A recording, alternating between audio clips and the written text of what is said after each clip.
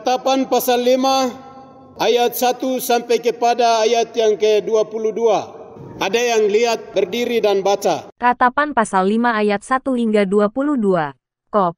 Doa untuk pemulihan.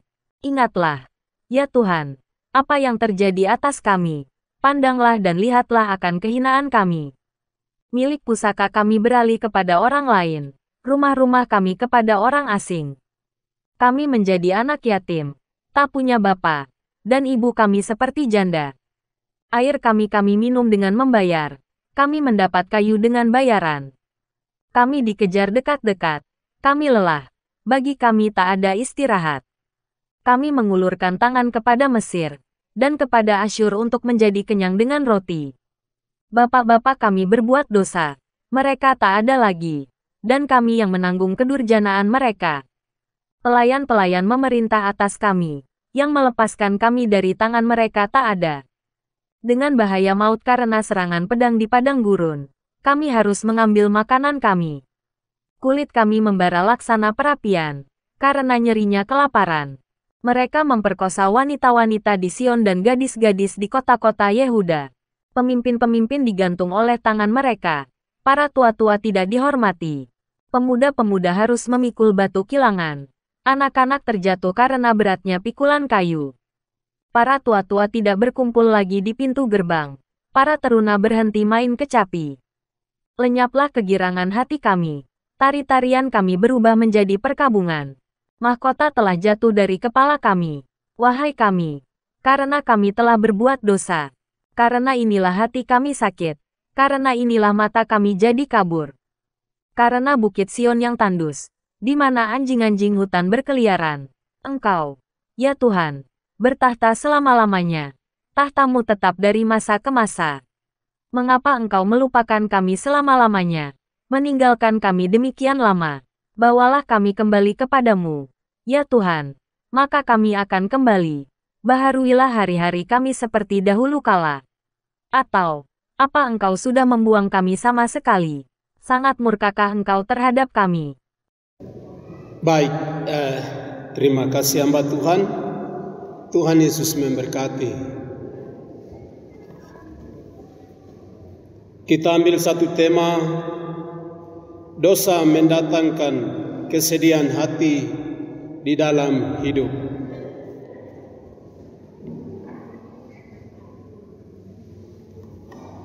Bangsa Israel adalah bangsa pilihan Tuhan. Keluaran 20 ayat 1 sampai ayat yang ke-21 itu bangsa yang menerima 10 perintah Tuhan di Gunung Sinai. Dalam perjalanan bangsa Israel keluar dari tanah Mesir menuju ke tanah perjanjian, yaitu tanah Kanaan.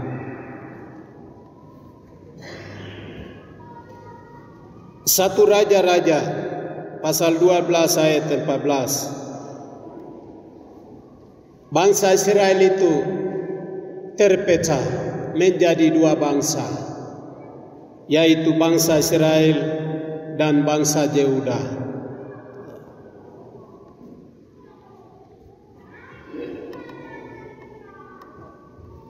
Raja-raja Yehuda, bangsa itu terpecah pada saat Rehabeam menjadi raja.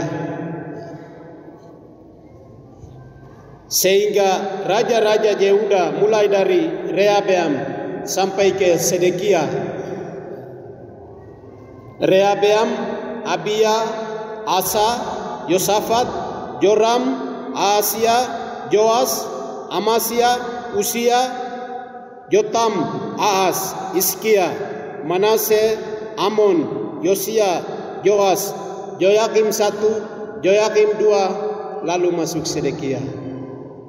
Itu raja-raja bangsa Yehuda. Dari Rehabeam, Raja Rehabeam sampai kepada Sedekia, bangsa Yehuda sebagai bangsa yang pilihan Tuhan yang punya 10 hukum itu lupakan Tuhan, lupakan perintah firman Tuhan, dan mereka ikuti menurut semau di dalam hidup. Sehingga di hadapan Tuhan, entah raja, petinggi, nabi, imam, dan seluruh penduduk Yehuda itu terlibat di dalam dosa.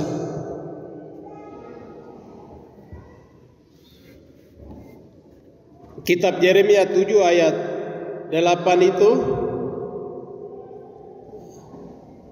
Yeremia menulis kehidupan bangsa Yehuda. Kehidupan bangsa Yehuda itu semua golongan manusia, dari raja sampai kepada rakyat biasa, termasuk juga imam dan nabi yang tiap hari di dalam bait Allah itu juga terlibat di dalam dosa. Ya, di dalam dosa. Yeremia 7:8 itu, agama bangsa Yahudi menjadi agama yang palsu di hadapan Tuhan. Bait Allah, bait suci sudah ada. Hari-hari besar gereja mereka ikuti, tapi mereka ikuti tidak sesungguh hati kepada Tuhan, tapi itu hanya sebagai gambaran, sebagai tradisi biasa untuk menjalani tugas di dalam gereja. Bapak Ibu yang dikasihi oleh Tuhan kita Yesus Kristus, Yeremia pasal 7 ayat 29 sampai 34, mereka juga terlibat di dalam dosa penyembah berhala. Lupakan Tuhan Allah yang keluarkan mereka dari bangsa Israel itu. Tuhan Allah yang pernah buat mujizat besar selama perjalanan itu. Tuhan Allah yang kasih 10 perintah itu. Mereka lupa. Lalu mereka menyembah pada Allah-Allah yang huruf kecil yang ada di bawah dunia ini. Ada di bawah dunia ini. Ratapan 1 ayat 8, 14, 20 dan sampai 22. Itu menurut ratapan pertama dari Nabi Yeremia. Dia juga katakan Yerusalem sangat berdosa. Yerusalem berdosa. Ratapan 4 ayat 13. Dalam ratapan Nabi Yeremia yang keempat itu, nabi dan imam juga terlibat di dalam dosa. Ini.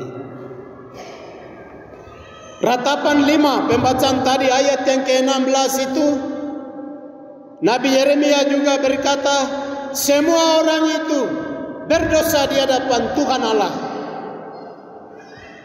Kejahatan bangsa Yehuda makin hari makin meningkat, makin hari makin tebal di hadapan Tuhan Allah di surga.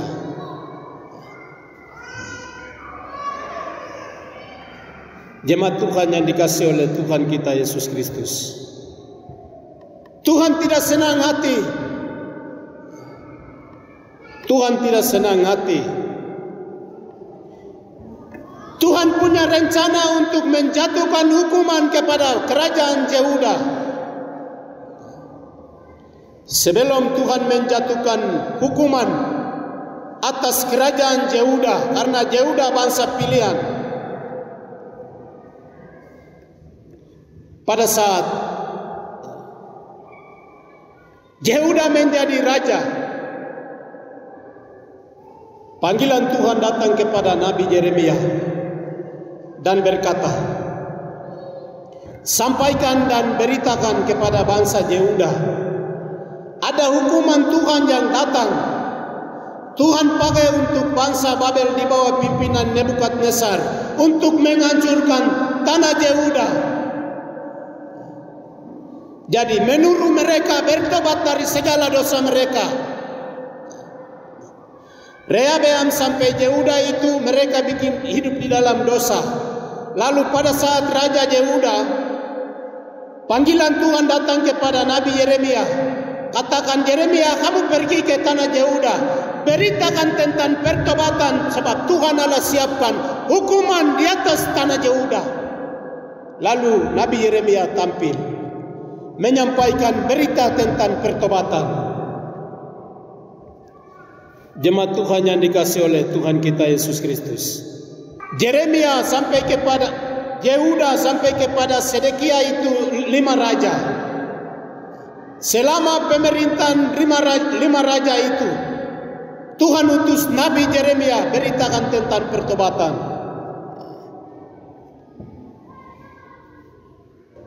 Tetapi bangsa Yehuda tidak mau mendengar berita pertobatan yang diberitakan oleh Nabi Yeremia itu. Tidak bisa mendengar, tidak mau mendengar. Tidak ada raja yang perintahkan semua orang harus mendengar.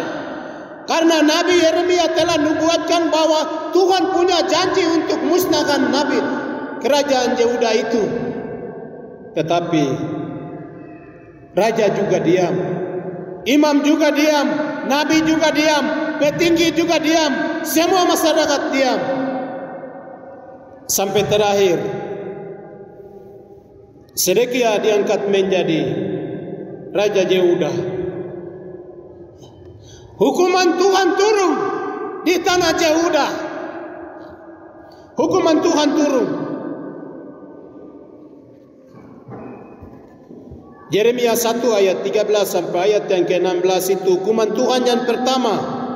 Terjadilah penerbuan oleh bangsa-bangsa asing di tanah Yerusalem, hancur total.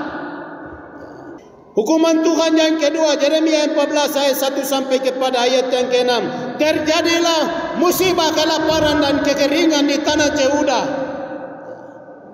Tanaman mati, ternak mati, tidak ada air. Banyak masyarakat Yehuda mati karena kekeringan.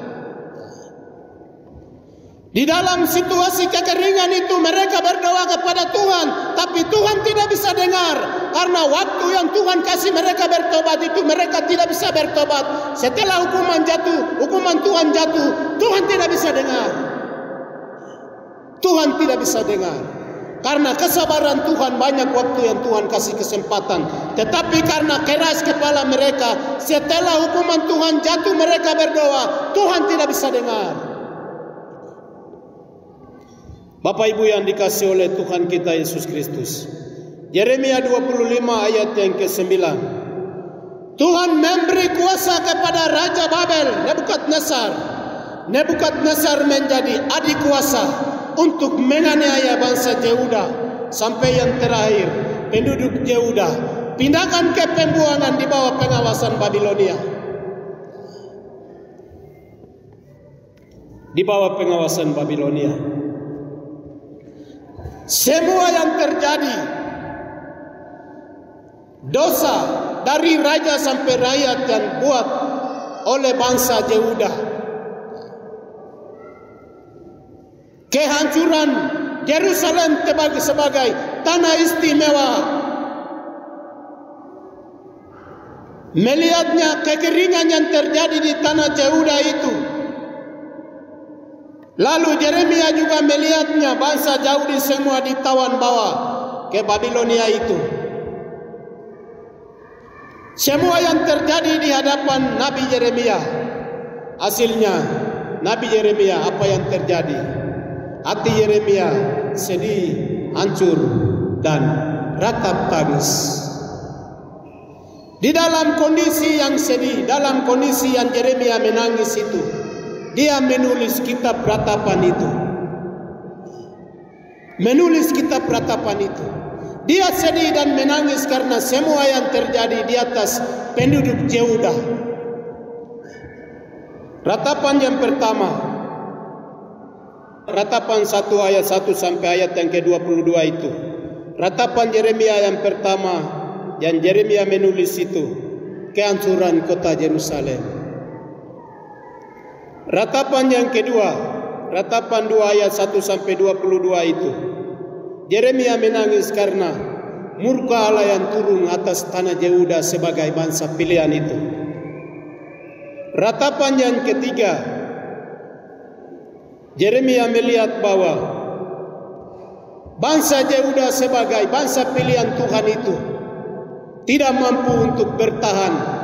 Mereka sebagai pembuangan di Babilonia. Babilonia itu. Nabi Yeremia menangis sedih karena kalau pindah tempat itu hidupnya susah dan bahaya. Bangsa Yahudi tinggalkan negeri asal tanahnya dan bawa kembali ke tanah Babilonia. Ratapan yang kelima yang terakhir itu, Nabi Yeremia sedih, menangis. Dia meminta berdoa untuk pemulihan bangsa Yehuda itu. Tadi pembacaan yang renungan kita pada hari ini yang ratapan pasal 5 itu. Ini pergumulan doa dalam kondisi sedih dan menangis Nabi Yeremia. Tuhan, bangsa pilihan ini walaupun hidup hari ini seperti itu, tapi ini bangsa pilihan. Mohon perlu ada perubahan, pemulihan. Itu Nabi Yeremia menulis di dalam ratapan pada pasal yang kelima. Bapak Ibu umat Tuhan yang dikasihi oleh Tuhan kita Yesus Kristus, ada dua pokok doa yang Yeremia naikkan kepada Tuhan Allah supaya Tuhan Allah memulihkan bangsa Yehuda yang hancur total itu.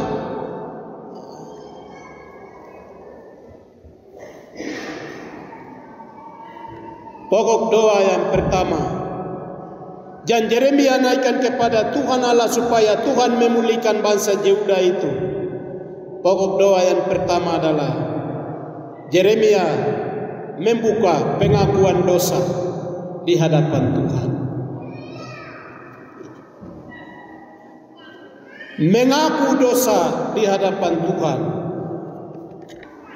Bapak Ibu yang dikasihi oleh Tuhan kita Yesus Kristus, Ratapan 1 ayat 1 dan Ratapan 1 ayat yang ke-16 katakan begini.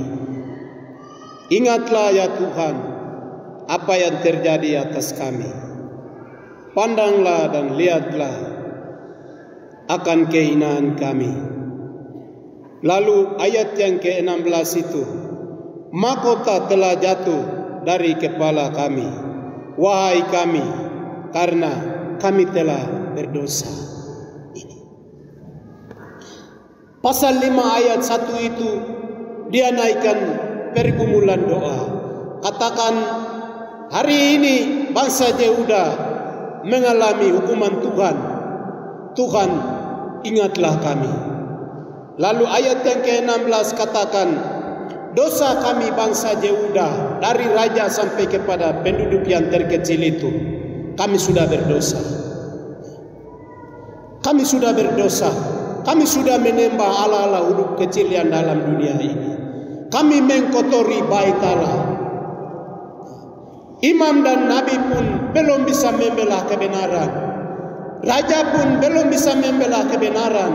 Walaupun berita pertobatan datang kepada kami melalui Nabi Yeremia. Tuhan, kami sudah salah. Ampunilah kami. Kami sudah salah. Sayangilah kami. Kami sudah salah. Angkatkanlah kami. Pulihkanlah kami. Ini doa Nabi Yeremia dengan hati hancur, dengan air mata. Dia mengaku dosa penduduk Yehuda dari yang besar sampai kepada yang kecil di hadapan Tuhan. Dia mengaku dosa di hadapan Tuhan karena Tuhanlah yang mampu memberi pengampunan. Tuhan yang mampu memberi pengampunan. Setelah hadir pengampunan barulah karya dosa manusia dengan Tuhan itu pemulihan perbaharui. Sehingga pergumulan doa yang pertama Nabi Yeremia itu, Nabi Yeremia mengaku dan menyatakan seluruh dosa bangsa Yehuda di hadapan Tuhan. Bapak Ibu umat Tuhan yang dikasihi oleh Tuhan kita Yesus Kristus. Nabi Yeremia katakan, hari ini penduduk Yehuda pindah ke pembuangan di bawah pengawasan kerajaan Babilonia. Tetapi Tuhan, ampuni kami Tuhan. Karena pasti ada perubahan, pasti ada pembaharuan hidup yang Tuhan bikin. Hasilnya apa?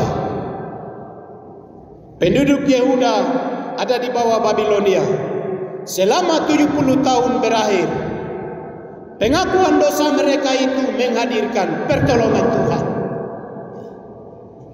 Pengakuan dosa itu menghadirkan pertolongan Tuhan.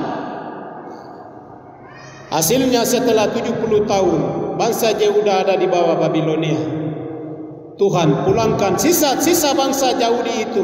Tuhan pulangkan dan memperbaharui keturunan, memperbaharui bangsa, memperbaharui tanah. Bapak Ibu yang dikasihi oleh Tuhan kita Yesus Kristus, 1 Yohanes 1 ayat 9 katakan begini, jika kita mengaku dosa kita, maka Ia adalah setia dan adil, mengampuni segala dosa kita. Sementara hidup di dalam dosa, kita ada di bawah murka Allah, kita ada di bawah hukuman Allah. Sementara masih ada di dalam dosa, hubungan kita dengan Tuhan putus, tidak ada menyambung. Setelah membuka dan pengakuan, barulah terjadi pemulihan, perbaharuan di dalam hidup kita. Bapak Ibu umat Tuhan yang dikasihi oleh Tuhan kita Yesus Kristus, hari ini di dalam hati kita belum ada Roh Kudus, di dalam gereja belum ada kehadiran Roh Kudus, dalam organisasi belum ada kehadiran Roh Kudus.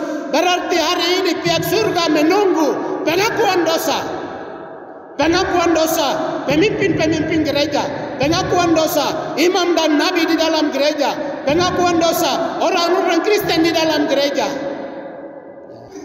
Apa yang Yeremia sampaikan di sini menjadi pelajaran adalah pengakuan dosa. Katakan, Tuhan, saya sudah berdosa. Serahkan diri sepenuh kepada Tuhan.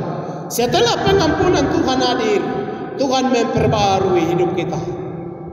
Hati kita yang belum punya Roh Kudus, Tuhan akan menurunkan Roh Kudus. Tuhan bikin memperbaharui hidup kita. Jemaat Tuhan yang dikasihi oleh Tuhan kita Yesus Kristus, Matius pasal 6 ayat 16 dan ayat 14-15 katakan begini, lepaskan pengampunan kepada orang yang berbuat jahat. Untuk memperoleh pengampunan dari Tuhan, yang pertama itu mengaku, yang kedua itu Matius 6 14-15 itu lepaskan pengampunan. Kepada orang yang bersalah, menyakiti hati, orang yang mengganggu hidup, Tuhan minta hari ini kita lepaskan pengampunan. Kita lepaskan pengampunan kepada mereka yang bikin salah terhadap kita. Barulah Tuhan akan mengampuni kesalahan kita. Kesalahan kita. Orang yang buat sesuatu kesalahan dengan kita, dengan Tuhan itu urusan mereka dua. Tapi urusan dengan kita yang sedih hati karena mengganggu hidup, firman Tuhan katakan lepaskan pengampunan. Kita lepaskan pengampunan, Tuhan lepaskan pengampunan seluruh dosa kita di dalam hidup ini. Ibu bapa yang dikasihi oleh Tuhan kita Yesus Kristus, Matius 5 ayat 44 katakan begini, kasihilah musuhmu dan berdoa bagi mereka yang menganiaya kamu. Kasihilah musuhmu dan berdoalah bagi mereka yang menganiaya kamu.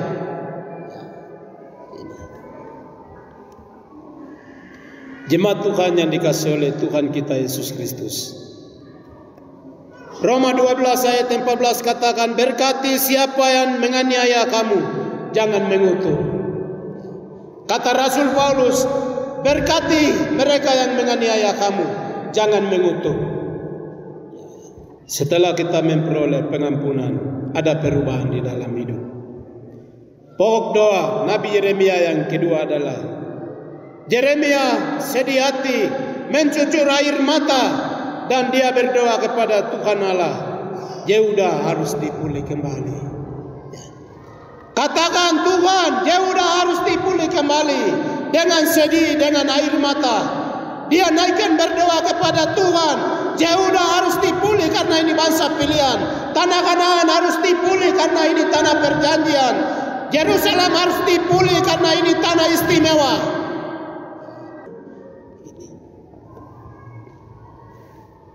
Ratapan 5 ayat 1 sampai kepada ayat yang ke-15 itu. Kehidupan bangsa Yehuda di bawah penganiayaan Raja Nebukadnezar itu. Ekonominya hancur, tidak ada harapan, tidak mampu.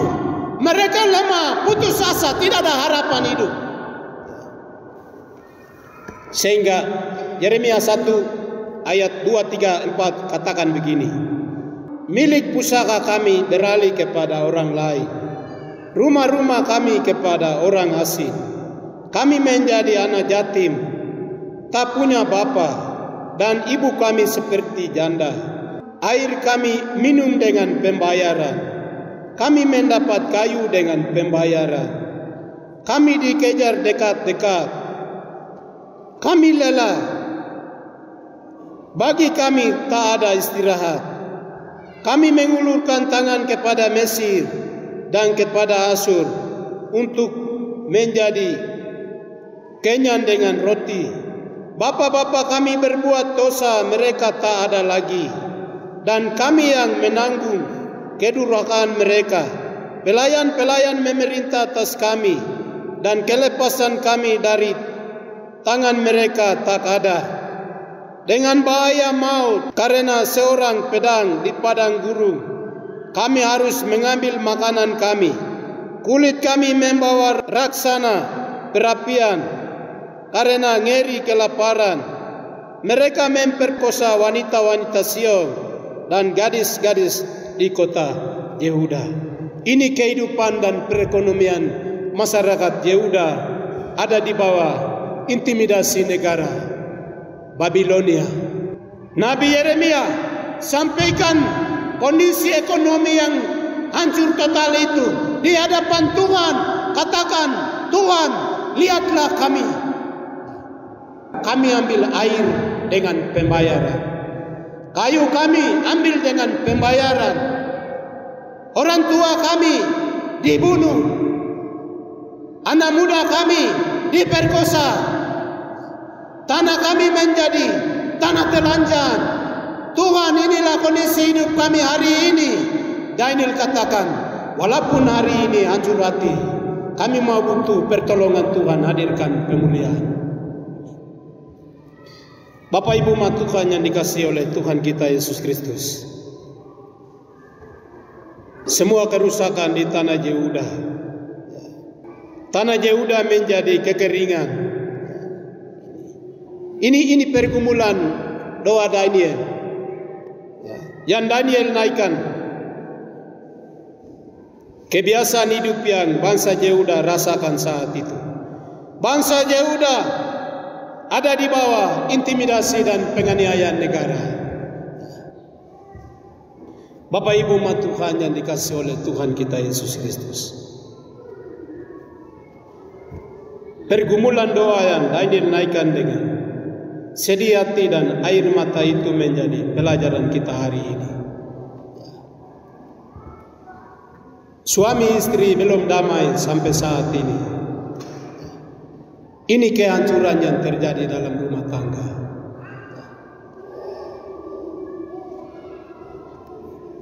Kesehatan kita belum sembuh, penyakit masih berjalan, berarti itu penderitaan yang sedang dirasakan kita tiap orang. Rakyat Papua hari ini ada di bawah penindasan dan intimidasi. Katakan monyet, katakan kera, katakan teroris. Gubernur juga teroris, bupati juga teroris, pimpinan gereja juga teroris, pegawai Papua semua juga teroris. Itu intimidasi dan penganiayaan negara. Tanah Paniai hari ini kita pusing.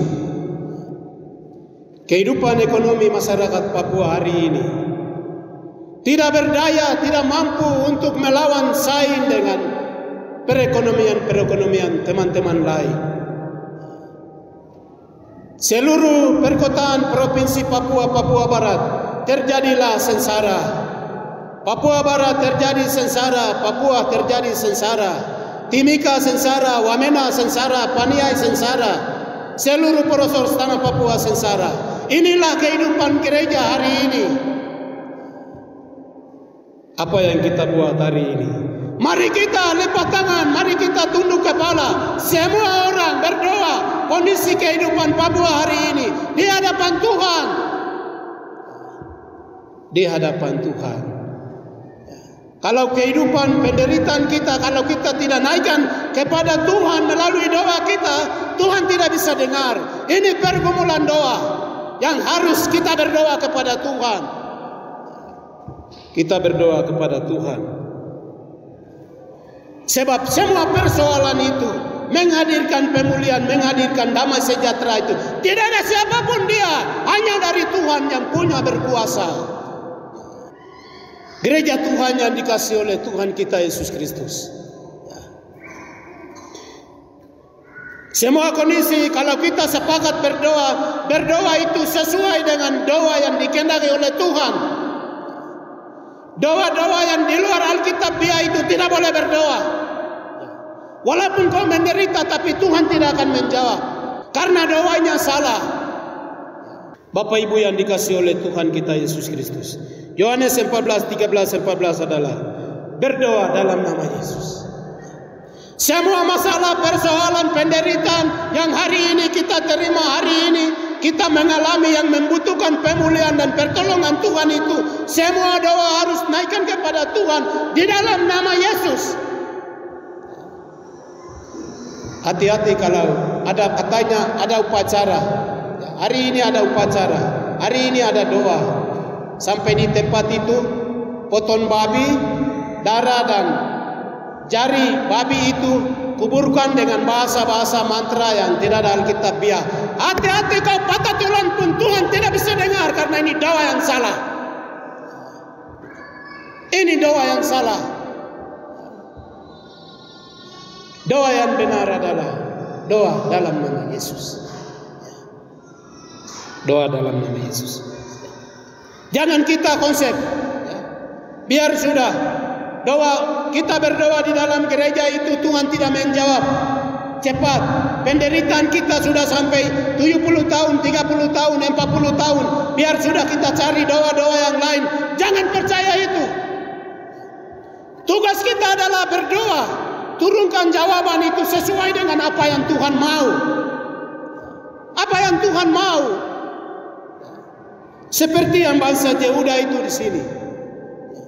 Yehuda itu bangsa pilihan. Setelah Yehuda ada di bawah pembuangan itu, sebenarnya setelah 1 tahun atau setelah 2 tahun baru Tuhan bisa kasih turun pemulihan dan jawaban. Lepaskan, bebaskan mereka, memerdekakan mereka kembali kepada tanah perjanjian. Tapi kenapa bangsa pilihan itu doa mereka Tuhan mendengar, tapi jawaban Tuhan turun itu setelah 70 tahun. Ini di situ jawabannya. Tugas kita hari ini adalah berdoa. Tapi yang jawaban cepat dan lambat itu di tangan Tuhan. Tugas kita berdoa. Doa kita didengar oleh Tuhan, tapi turunkan jawaban itu tanggal yang Tuhan mau. Kalau kita bilang Tuhan hari ini pun tidak bisa. Kalau Tuhan mau setelah 1 tahun bisa jadi jawabannya. Ya. Bapak Ibu umat Tuhan yang dikasih oleh Tuhan kita Yesus Kristus. Yohanes 15:7 mengisi kebenaran itu di dalam hati, barulah kita berdoa kepada Tuhan. Barulah Tuhan mendengar dan memulihkan. Bapak Ibu umat Tuhan yang dikasihi oleh Tuhan kita Yesus Kristus. Setelah Daniel naikkan pokok doa pengakuan dosa dan pemulihan bangsa Yehuda, Yesaya pasal 45 sampai 48 itu,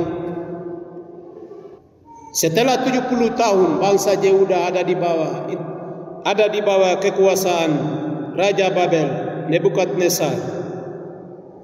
70 tahun Tuhan mendengar doa mereka, dan untuk mengembalikan bangsa Yehuda itu ada di bawah pengawasan Babilonia.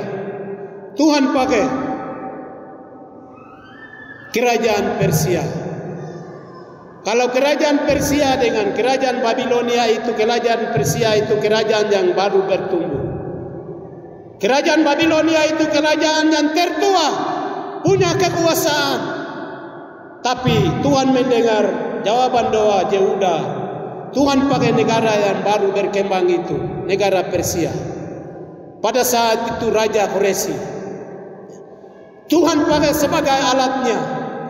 Hasilnya Raja Koresi, kerajaan Persia, bertindak melawan dengan bangsa Babilonia yang besar itu. Bangsa Babilonia kalah. Bangsa Babilonia kalah.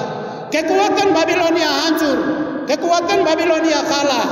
Hasilnya Persia, Koresi Raja Persia itu ambil bertindak, kalahkan Babilonia dan pulangkan bangsa Yehuda itu yang ada di bawah pembuangan kepada tanah perjanjian. Ibu bapak yang dikasih oleh Tuhan kita Yesus Kristus, semua pergumulan kita hari ini ada hari Tuhan yang Tuhan kerja untuk menjawab semua kebutuhan penderitaan kita. Untuk menjawab itu Tuhan bisa pakai laki-laki, Tuhan bisa pakai perempuan, Tuhan bisa pakai dokter yang biasa, Tuhan bisa pakai obat yang biasa, Tuhan bisa pakai menteri yang biasa, Tuhan bisa pakai negara yang baru berkembang. Kalau Tuhan pakai siapa yang mampu kalahkan? Tidak bisa. Tidak bisa. Babilonia yang besar, raksasa itu, Persia negara yang baru berkembang itu, Tuhan pakai dia, Babilonia kalah. Bapak Ibu umat Tuhan yang dikasih oleh Tuhan kita Yesus Kristus, ya. Kita bersyukur hari ini untuk pelurusan ideologi bangsa Papua. Vanuatu itu pulau kecil, negara kecil yang hari ini pegang tangan. Kalau Tuhan pakai Vanuatu yang negara kecil itu untuk bebaskan masyarakat Papua, Indonesia bilang NKRI harga mati pun tidak akan terjadi. Sebab Tuhan dengar doa dan Tuhan pakai sesuatu. Entah besar atau tinggi, kuat atau tidak kuat itu surga tidak pakai. Kalau Tuhan pegang, barang itu jadi. Barang itu jadi. Jemaat Tuhan yang dikasih oleh Tuhan kita Yesus Kristus. Hari ini rakyat Papua merdeka harga mati. Indonesia NKRI harga mati. Dua-dua mati atau satu kembang itu jawabannya dari Tuhan. Jemaat Tuhan yang dikasih oleh Tuhan kita Yesus Kristus. Saat kita mengalami kesulitan yang lain, mungkin sakit kita cari dokter yang ahli yang mampu sembuhkan. Dia bilang penyakit itu susah dapat, susah sembuh. Tapi kalau pergumulan kita didengar oleh Tuhan, entah kita pergi hanya suster atau mantri suntik satu kali saja penyakit besar itu sembuh. Karena ini karya Kristus itu seperti itu. Semua persoalan kita tidak hadirkan pemulihan sementara doa kita belum sampai kepada waktu Tuhan.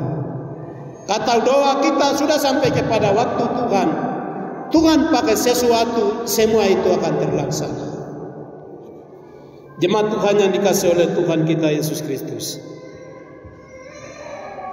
dalam hidup rohani kita hari ini, kalau kita lupa membaca firman Tuhan, lupa datang ke gereja, lupa ikut ibadah, lupa berdoa, berarti rohani hancur.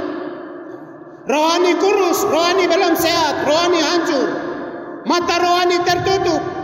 Kedagingan yang menguasai, dosa yang menguasai di dalam hidup ini. Kondisi rohani, kondisi keadaan rohani itu perlu kita naikkan kepada Tuhan. Perlu kita naikkan kepada Tuhan, supaya Tuhan hadirkan pemulihan. Tuhan hadirkan pemulihan. Rohani kita berubah menjadi gereja yang kuat. Ibu Bapa yang dikasih oleh Tuhan kita Yesus Kristus, dua pelajaran ini menjadi pelajaran kita hari ini. Walaupun sedih, tapi semuanya itu kita naikkan kepada Tuhan. Yang pertama adalah doa pengakuan, yang kedua adalah doa pemulihan. Mari kita berdoa. Tuhan Yesus, kami mengucap syukur. Hamba-Mu berhenti. Roh Kudus berbicaralah kepada kami. Pergumulan doa yang Nabi Yeremia dalam keadaan sedih, menangis dan ratap, yang Yeremia naikkan di hadapan Tuhan. Pergumulan yang pertama adalah pengakuan dosa, dan yang kedua adalah pemulihan. Ajar kami untuk kami merenungkan dan menjadi pelaku, supaya terjadilah pemulihan, terjadilah pengampunan di antara kami Bapa di surga. Ini doa kami, di dalam nama Yesus Tuhan Juru Selamat kami sudah berdoa. Amin.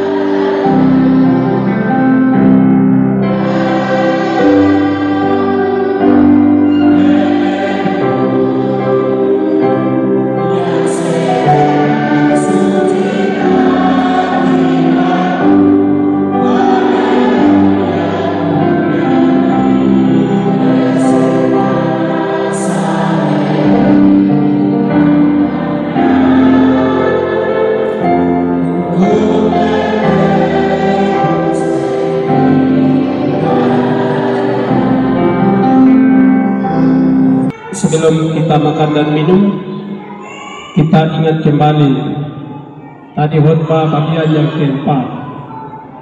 Murka Allah itu, ini murka Allah luar biasa ya. Yesus datang tanggung jawab melalui pengorbanan Yesus. Ingat itu. Waktu malam Yesus serahkan di Yerusalem bersama murid-murid, Yesus mengambil roti, memecahkan dan berkata, "Ini tubuhku yang kucurahkan bagi kamu. Makan ini menjadi peringatan kamu untuk aku sampai aku datang. Mari kita makan sama-sama."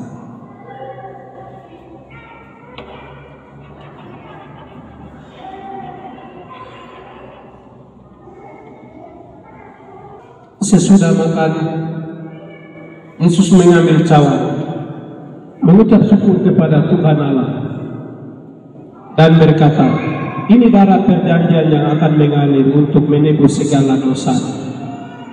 Minum ini menjadi peringatan kamu untuk aku sampai aku datang. Mari kita minum sama-sama."